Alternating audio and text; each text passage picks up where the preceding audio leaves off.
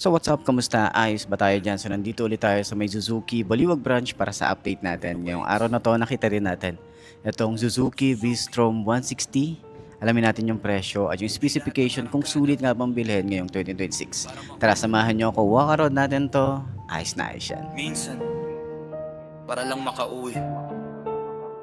Yeah. Galing sa baba, ngayon nasa kalsada. Pangarap ang dala, hindi puro yabang lang pre. Bawat patak ng pawis, naging litro ng gasolina. Lahat ng hirap kahapon, dahilan kung bakit ibumbak. Hindi ako nakikipagkarera sa iba. Sarili kong kahapon ang gusto kong talunin. Habang sila abala sa opinyon ng tao, ako tahimik pero tuloy ang pagangat. Suzuki! Ride with a purpose, hindi lang forma, may lalim ang serbisyo. Full tank ng pag-asa, walang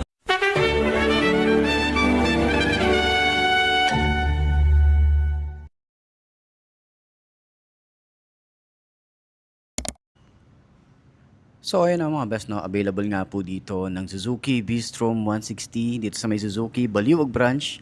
Tara, ikutin natin to para dun sa lahat ng mga gustong bumili ng ganitong motorcycle. Ayos yan. So ayun na nga, sa kanyang front view, meron tayo ritong windshield. Clear naman yung kanyang visor. So pwede nyo rin tong palagyan pa ng mga decals or pabalutan nyo ng kulay itim kung hindi nyo masyadong trip yung clear. Kasi kitang kita yung loob nyo. Parang maganda yung ano niya, yung ganito. Tapos pwede nyong pa-adjust pa eh. May mga bumibili na gano'n, yung gusto nila mas mataas pa. Okay? So may mga bolts naman din kasi yan. Kaya pwede nyong ano to, pag custom pa. Okay. So meron tayong signal light dito, LED. Gusto ko yung trip ko yung itsura nito, yung kanyang headlight. Kakaiba talaga yung headlight nito. Ayan, naka-LED, tapos yung kanyang front fender. Hindi siya yung ganong kahaba. Pero ang cute niya talagang tingnan. Bagay na bagay sa kanya. Napaka-macho niyang tingnan. May Bistrom 160 dito. Kulay yellow, blue. Yung yellow niya is glossy. Yung blue niya is matte finish. Ang ganda ng pagka-blue niya. So nakita ko to doon sa Makina Moto Show. Nitong last lang. Kaya nung nakita ko to, ito agad yung na-vlog natin. So yun. Then naka-telescopic fork. Meron tayo rito ang matte finish na fender din. Ayan. So may fender na rin tayo rito, may fender pa dito. So may ABS na rin tayo rito. Extension, mahaba din yan. Naka-telescopic fork, naka-mugs. Ayan, CST tires na rin pala to. Okay. So, meron tayo ditong dual sport na rin. Pang on and off road na rin tayo rito. So, kung hindi nyo masyadong trip yung DR160, kasi yun pang trail talaga. Itong si Bistrom, pwede sa kahit na ano, nakamags na rin kasi tayo rito, 'di ba? So naka single disc brake, naka may ABS, dual pot caliper. Ang size is 110 80 by 17. Naka tubeless na rin tayo rito. Ayan. So sa side, kita nyo to. Dito macho talaga. Tapos pang big bike yung datingan ng itsura niya. Hindi siya mukhang 160cc, pang big bike talaga. Parang mga around 300cc yung itsura eh, 'di ba? So, meron tayo rito yung side ng makina niya. Ito, may Suzuki na naka-engrave. Ayan. So, FI na rin po ito. Halos same sila ng makina, no? Ni DR. Okay? Iba lang talaga yung kaha nila. Yun lang, doon lang din nagkaiba. So, meron pala tayo ritong monitoring ng kanyang oil. Tapos, rear brake pedal, smooth lang din. Foot pegs niya, napip-flip din. Glossy gray. Ayan. Ay, hindi, matte pala. Okay. Matte gray pala to. Tapos, meron tayo ritong angkas. Foot pegs para sa angkas. Ayan, metal. And then, yung side dito, ito maganda yung texture nito, kakaiba. Ito rin, no? Parang scratch resistance din yung pairings dito. Ito yung kulay blue niya. Ang decals lang dito, itong yellow, white, and then may Suzuki na kulay yellow din yung background. Ayan, hindi lang din siya parehas dun sa kulay nung nilagay dito. Ayan, may Suzuki na malaki dito. And then yung tambucho, ito yung tsura. Ang laki din ng tambucho. Ayan, may cover pala to. Cover, ayun, ito pala. Ayan yung itsura niya. 'Di ba? Iba rin yung tambucho ni DR160 tsaka ni Bistrom. Yan, ito naman is metal. Ito metal to.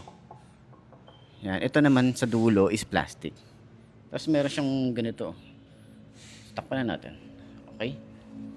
So, naka-monoshock din tayo rito, adjustable, may harang na rin tayo na rubber dito para sa talsik ng putek.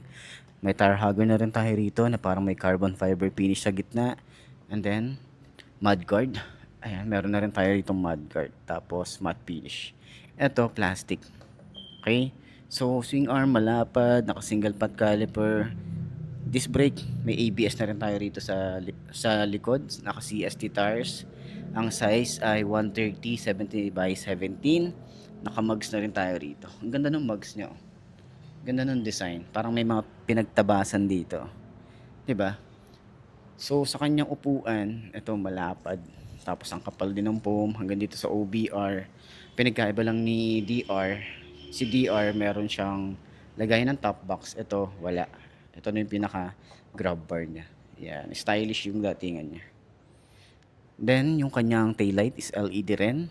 Signal light, LED, flexible, may plate light, reflector, and then, fender natin dito. Ayan, lagay ng plate. Ayan.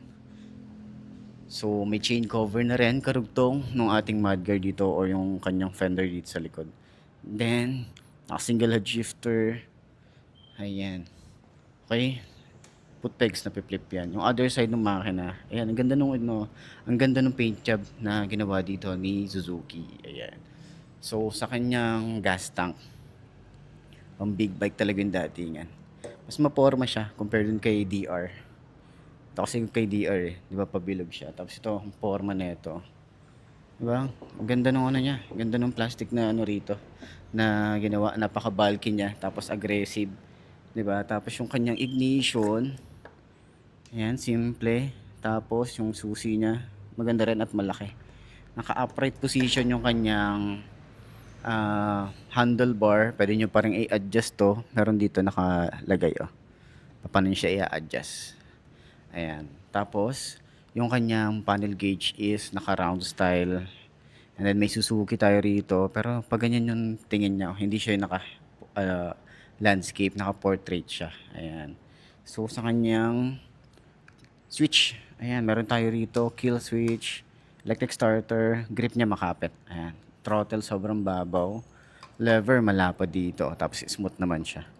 And then, yung ating side mirror, ayan, padahon style. And then, dito sa side, ito yung kanyang on and off nung kanyang hazard switch. Signal light, may flasher din pala tayo rito. Signal light, ayan, high and low. Tapos, busina. Ayan. So, yan. Yan yung kabuuan ng ating V-Strom 160. So, puntahan nyo na lang dito sa may Suzuki Baliwag branch para dun sa lahat ng mga gustong bumili na ganitong motorcycle.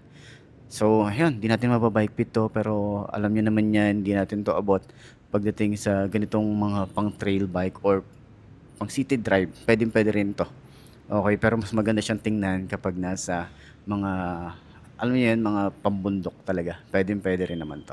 So, yun. Sa tingin nyo, sulit nga bang pumili nito? Comment nyo naman yan. Ayos yan.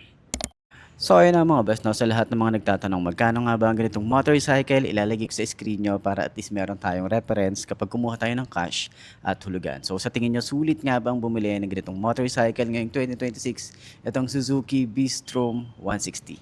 Tara. So, sa lahat ng mga nakagamit na ng ganitong motorcycle, baka pwede nyo i-share dyan sa comment section. Ano nga ba yung mga naging experience nyo sa motorcycle na to? Para dun sa mga gustong bumili na to, makatulong tayo sa kanila. Okay? So, sa tingin nyo, sulit nga ba? Ayos na ayos yan. So, ayun na mga best, no? Ito na ba ang motor na babagi sa'yo? Kung ito na nga ay markahan mo na at mag-subscribe ka na sa aking YouTube channel, i-click mo na rin yung notification bell para updated ka sa lahat ng videos na upload natin. Dito araw-araw, so laging tatandaan, wala sa brand ng motor ang itatagal niyan, kundi nasa pag-aalaga mo yan, tatagal yan, ayos na ayos yan. So, kita-kita na lang ulit tayo bukas. I'm Mark T. Ciao. Maraming salamat sa inyo. Babush. Haha. Pag-ikot ng gulong, may kwentong baon. Hanggang dulo ng biyahe, uloy na kayo ko sa Panginoon. Hindi ako mayaman pero may direksyon. Hindi bago ang motor pero bago ang misyon. Lahat ng gas-gas, trophy ng pakikibaka. Hindi kayang bilhin ng pera ang tibay ng paninindigan. Maraming mabilis pero kaunti ang tumatagal. Maraming maingay pero kakaunti ang may laman. Mas gusto kong respetuhin kaysa katakutan, kasi ang tunay na ride, pauwi ang pamilya ng ligtas. Kung bumagal ako, hindi ibig sabihin talo. Minsan ang mabagal siyang umaabot sa dulo. Respeto sa daan, respeto sa buhay, yan ang tunay na flex na walang kapalit. Suzuki! Hindi lang pangalan sa tangke, ito ang kwento ng taong lulaban araw-araw, bawat arangkada, pangarap ang sakay, bawat pagpreno may responsibilidad. Hindi lahat ng panalo nasa finish line, minsan ang tunay na tagumpay, yung ligtas kang umuwi at mayakap mo ulit ang mga naghihintay.